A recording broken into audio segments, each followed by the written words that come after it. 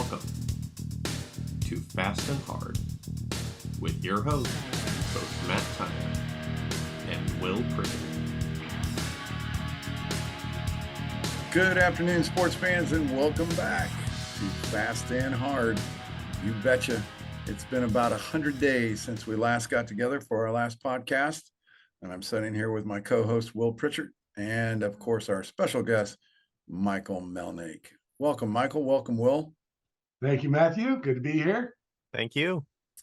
Well, before we get too deep into any content, I know I've had a busy summer. How about you guys? Michael, have you done anything interesting this summer?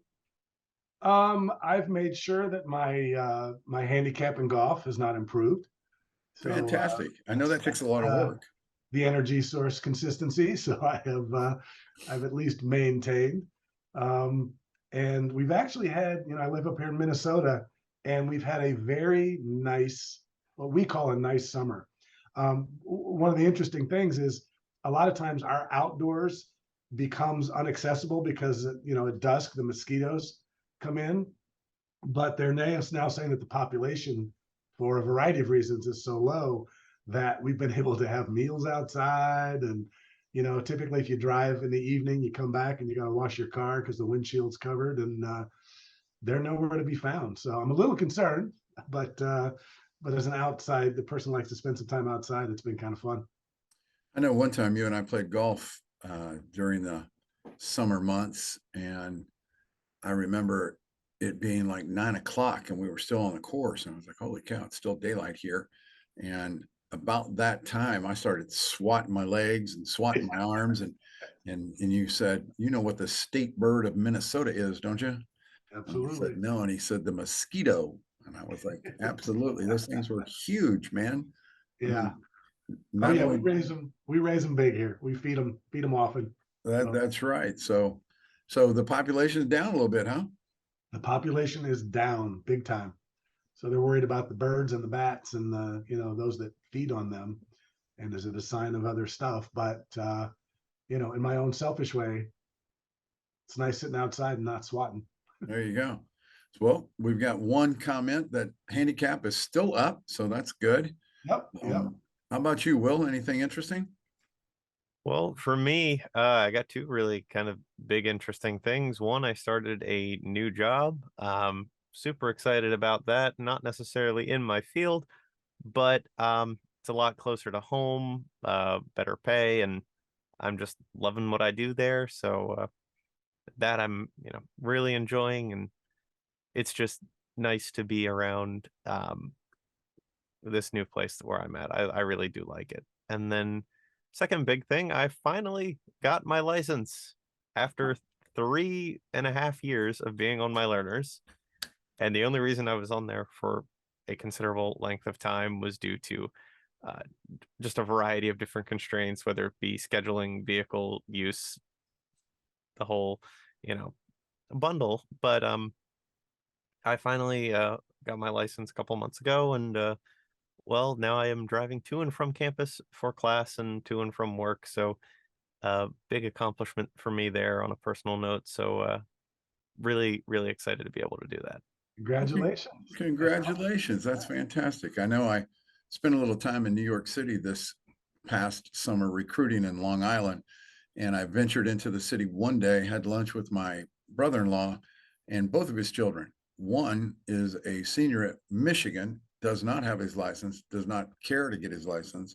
And the sophomore was in the scheduled classes for driver's training. And I can only imagine what that would be like learning how to drive in New York City. So it is somewhat of a trend, right? In larger cities where you have good mass transit, you really don't need licenses, right? Yeah, especially if the like certain cities, a lot of things are walkable, or certain cities are just designed where a lot of like key buildings are close together. Others have just really well structured transit systems, like DC, for example, has a really actually well functioning transit system, whether that be the metro or the bus. Baltimore is somewhere in between there in terms of transit. So for me, driving was something that I really wanted to do, and the second you leave like the core Baltimore area, we don't tend to have many buses that run those directions. And you know, being able to commute, especially in the world of sports media, is a large part of it, since you never know where you're going to end up, and sometimes you might have to drive a little while to or from a venue. So it was just something that I personally felt I needed to do, and I think it'll definitely help me out later on down the line as well. Congratulations. Quite an accomplishment, certainly. As for myself, I got a opportunity to do a couple of neat things. For those of you that don't know, my daughter lived in Switzerland for the last 3 years, moved back to Indianapolis in December, and I got a chance to go back and watch my grandkids and their athletic endeavors this summer. I got to see my 6-year-old play baseball for the first time, and I mean, he actually played baseball for the first time. He had not picked up a ball glove. He had not picked up a bat. In Switzerland, he had only played tennis and soccer and done a little bit of swimming. So it was interesting to see. My daughter sent me a video of him rounding the bases with the bases loaded. And she said, look, he's hit a grand slam. And I said, well, sort of. And she said, what do you mean? And I said, the minute he passed the runner on first, he was out. So, but he's got your genes. Yeah. In T-ball, I guess, if you're that fast, he outran 2 people. He passed the guy on first and he passed the guy on second. So that was fun. My granddaughter's 8. She has turned into just a just a fish. My gosh, she won 23 ribbons this year, representing her rec team, and had an invitation into the Carmel Swim Club as an 8-year-old, but she declined. She's going to hang with the rec team and just take it easy for a while. So that was fun. And then I got together with a couple friends, and we hiked 3 trails in Glacier National, and that was just phenomenal. And then I had a full summer of recruiting, which took me all over the country. And I always enjoy myself recruiting because I get a chance to hobnob with some other head coaches.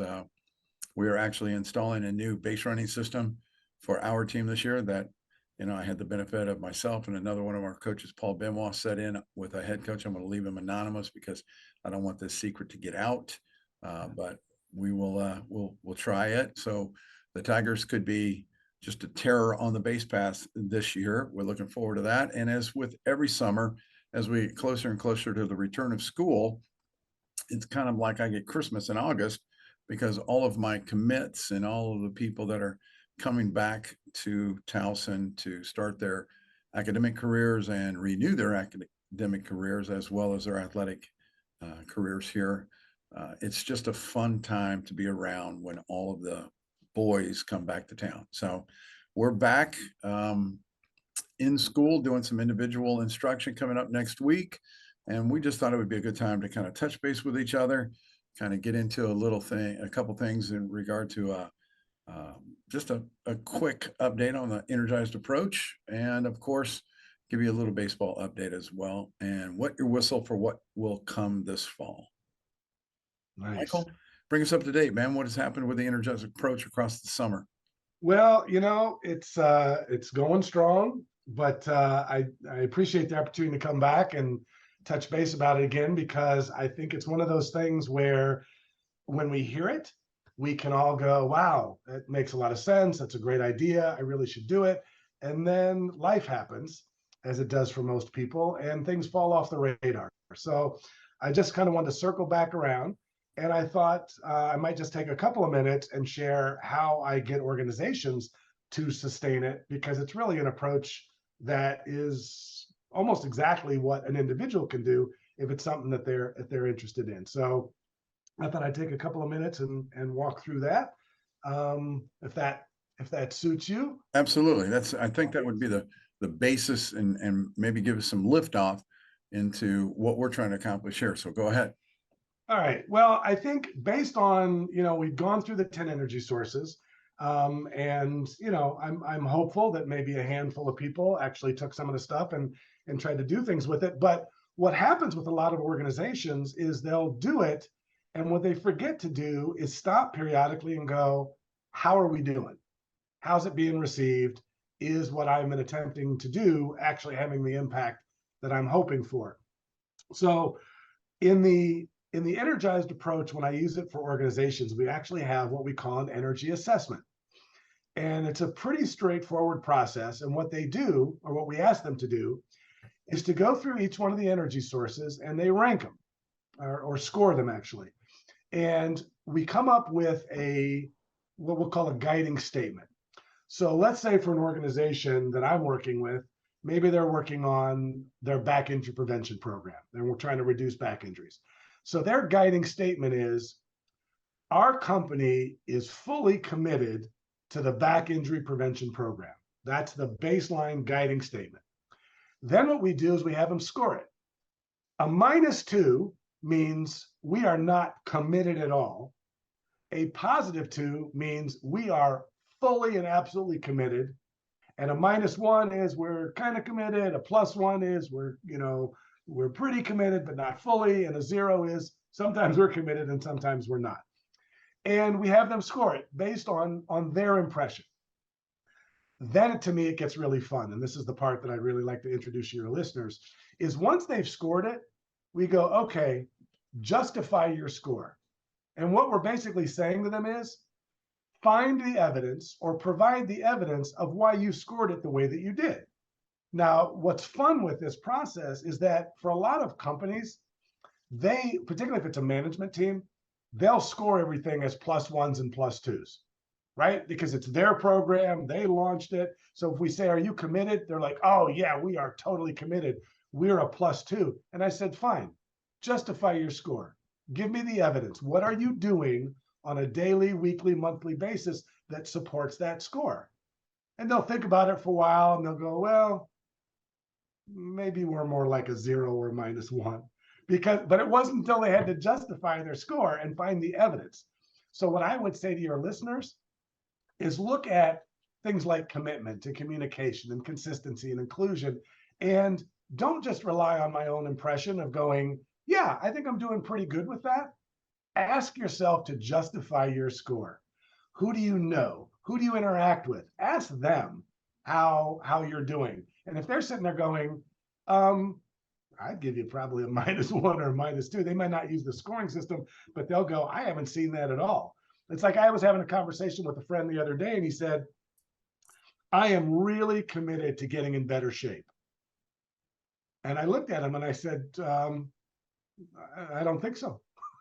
They're like, what do you mean? I'm like, what are you doing? I said, well, I'm committed to it. I'm like, yeah, commitment looks like something. A commitment is an action. A commitment is a plan. A commitment is say, I'm getting on the treadmill and I'm watching what I eat and I'm doing these things. You haven't said anything. You've said you're committed. And so I'm not going to take you at your word. Now, if you describe to me what a day in your life looks like, I might look at you and go, wow, you're really committed to getting in shape, because I will be describing what I'm seeing. I will be seeing the action, and that's the justification for the score. So the one thing that I say to folks is if you are interested in knowing how you're doing, you are not the best source of the score.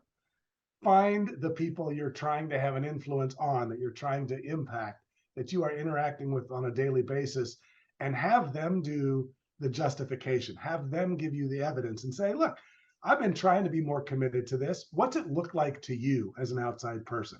I've been trying to be more inclusive. I've been trying to be a better communicator. How is it looking to you? Because a lot of times we often score in our own favor when it comes to how are we doing with any of the energy sources. You know, it's funny that we're kind of talking about the Richter scale, if you would. In other words, how am I doing, right?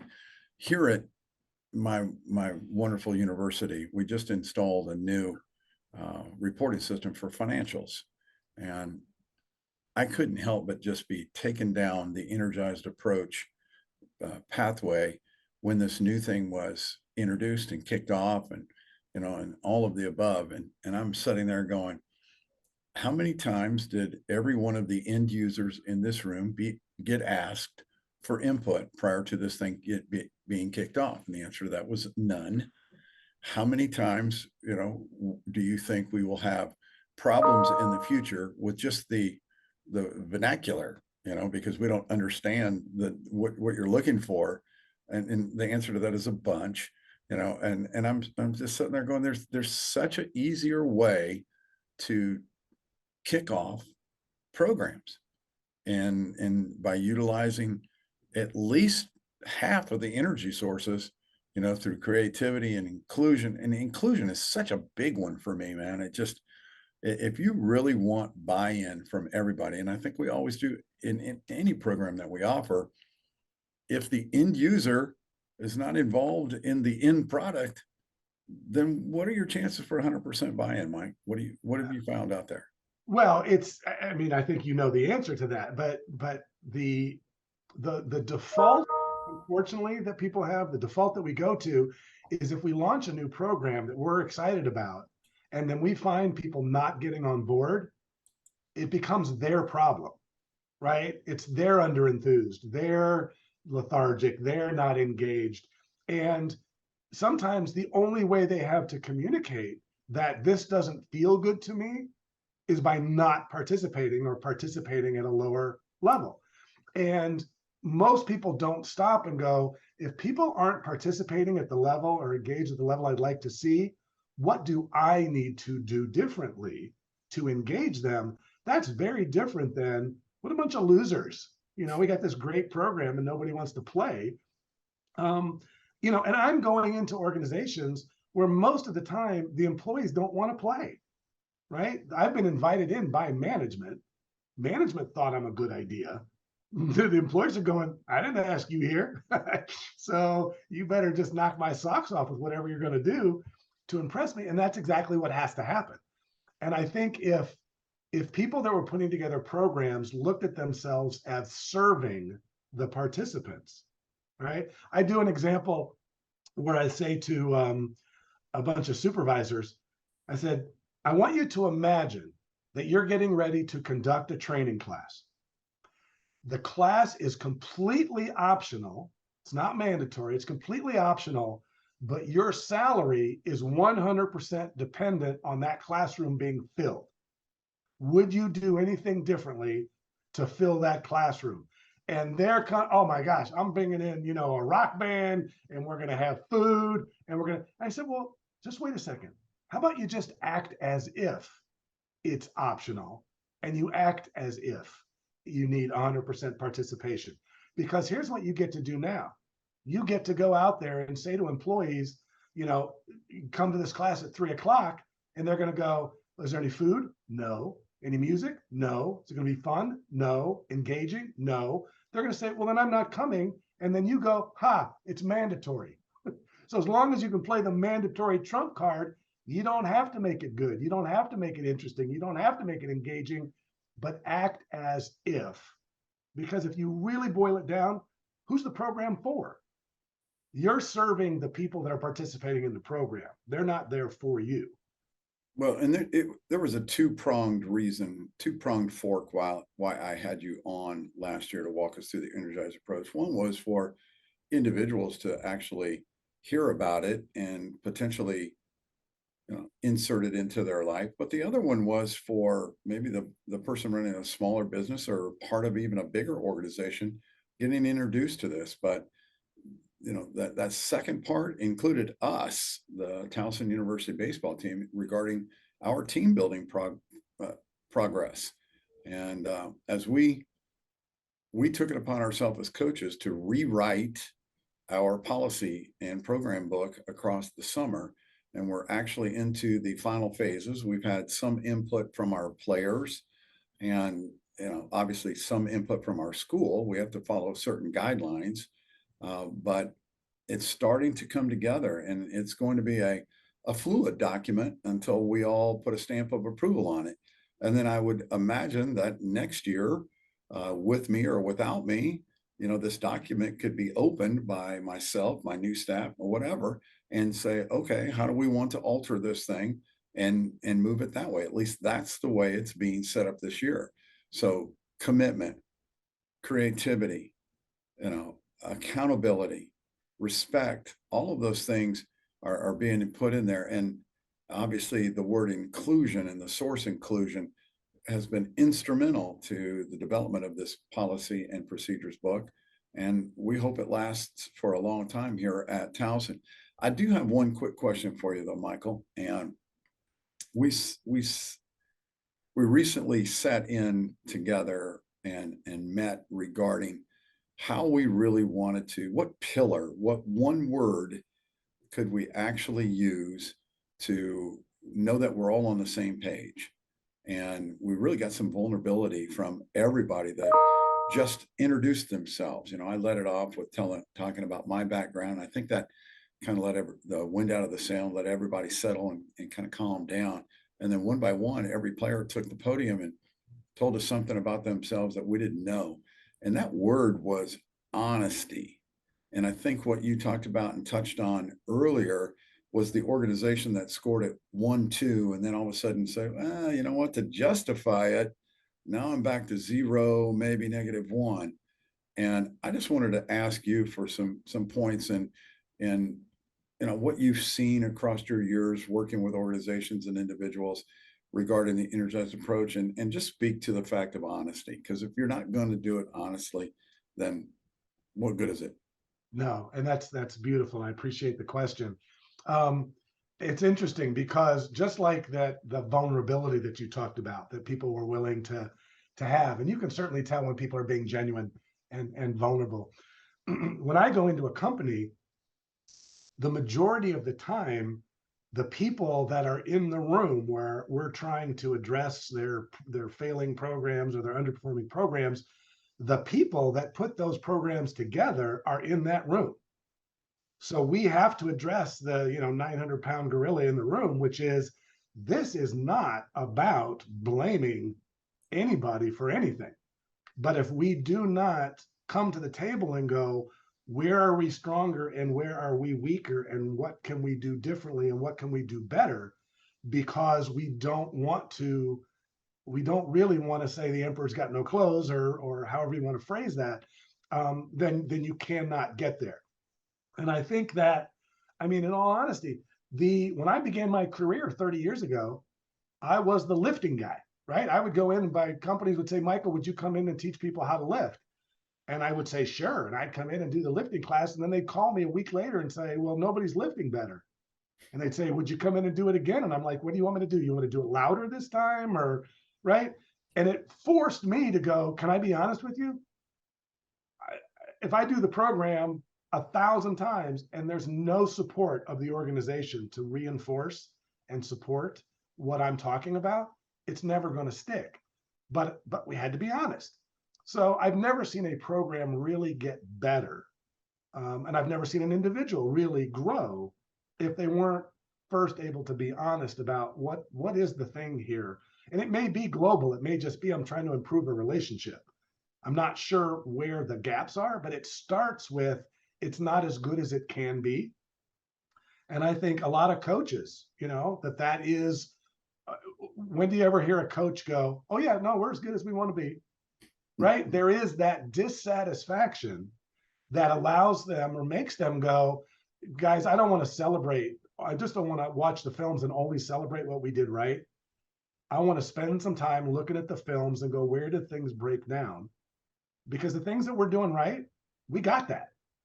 Let's not just pat each other on the back. Let's go find, let's look underneath the carpet and let's find out where, there's some things there that are uncomfortable.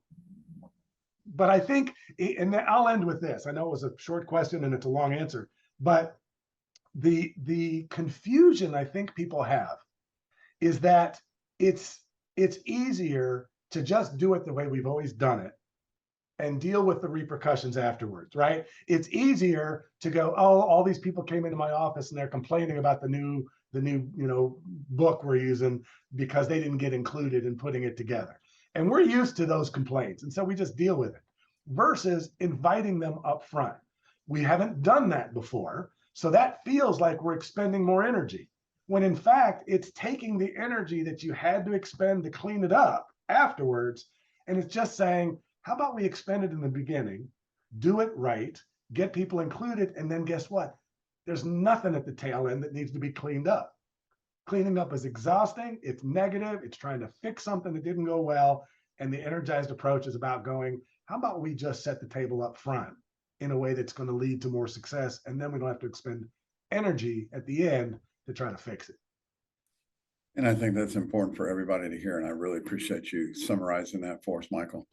Man, Welcome back, my man. It's going to be a great fall. We'll put together a wonderful schedule for everybody that listens to the podcast. Be sure and come back the next time we get together, which we haven't set that date, but we'll give everybody a little forewarning before we do. We want to touch base with Michael and make sure we've got a good schedule to speak with. And obviously there are a couple dates from an alumni perspective. If you'll mark your calendars for October 9th, October 21st, and October 23rd. October 29th, we will host Rowan, Cumberland, which is a junior college, and that'll start at noon, possibly 11 o'clock. That is a Sunday. October 21st is our golf outing. Maybe Michael will join us for that golf outing, which would be great. All of you listeners have a chance to maybe meet him and get to talk with him, but we'll check his schedule, see what's going on there. That's an 11 o'clock start. You can register online if you'd like, and any alumni or every alumni has already received an updated email from me with that registration page. And then on the 23rd, we host Potomac State at 11 a.m. or 12, one of those two, and we'll publish that as well. We look forward to a great fall. Michael, thank you so much for joining us today. Will, always a pleasure. You're looking good, man. He's changed his look. He's got some hair. He's got facial hair now. I didn't even recognize him, man. He got his headphones on. He's sitting in a studio. Woo, baby. He's got a license. Are we going to go video this year or what? I mean, are we going to do that? I mean, why not? Let's go. Come on, Will. Pull some strings, big fella. I might be able to make that happen. Oh, that would be great. Might be able to. Of course, I've said I've got a face for radio, and maybe we ought to keep it that way. But, we'll, Michael, on the other hand, looks like a male model. So that work out good for him. Yeah, no worries. Well, just put up a picture of me when you're talking. And there we go. Yeah. Well, listen, ladies and gentlemen, thanks very much. As we sign off today, remember to be good and do good and be the change that you want to see in the world. Take full advantage of every opportunity that you've got and utilize that energized approach every chance you get, because let me tell you, it works. Y'all be good. Take care. Gentlemen, say goodbye. All righty. Thank you all for listening. Take care. Will, congratulations again. Matthew, great to see you. Likewise. Thank you everyone for listening. So definitely tune in. We'll get those updates out as we formulate our schedule for this fall. So keep your eyes peeled for any updates. Thank you, guys. Thank you. Peace. Do you have any questions you wish for us to discuss? Anything you want to talk about? Feel free to email us at mtyner@towson.edu. That's mtyner@towson.edu or wprich1@students.towson.edu. That's wprich1@students.towson.edu.